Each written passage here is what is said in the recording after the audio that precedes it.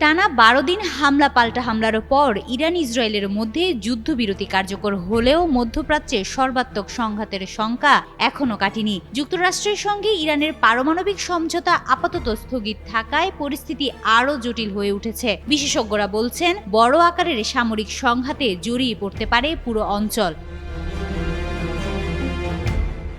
ইতোমধ্যে ইসরায়েলের নতুন হামলার আশঙ্কায় সতর্ক অবস্থানে রয়েছে ইরানের সামরিক বাহিনী। দেশটির প্রতিরক্ষা কাঠামো ঢেলে সাজানোর কাজ শুরু হয়েছে বলে জানিয়েছেন ইরানের সেনাবাহিনীর মুখপাত্র।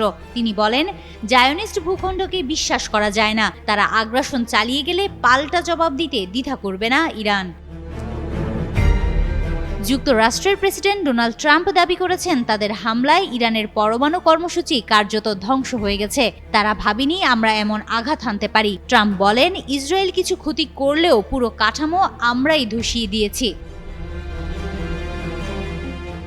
ইরানের উপপররাষ্ট্রমন্ত্রী মাজিদ তাখতরাভানচি বলেন, যুক্তরাষ্ট্র একাধিক মধ্যস্থতাকারীর মাধ্যমে আলোচনায় ফিরতে আগ্রহ দেখালেও হামলা বন্ধের বিষয়ে স্পষ্ট কিছু বলছে না। তীব্র ক্ষোভ প্রকাশ করেছেন ইরানের সর্বোচ্চ নেতা আয়াতুল্লাহ খামেনি। ট্রাম্পকে আখ্যা দিয়েছেন আল্লাহর শত্রু। অন্যদিকে ইরানের নিরাপত্তা পরিষদের সদস্য আলী শামখানি বার্তা সংস্থা ইরানকে বলেন, পরমাণু অবকাঠামো ধ্বংস হলেও আমাদের জ্ঞান আছে, প্রয়োজনে আবার সব গড়ে তুলব।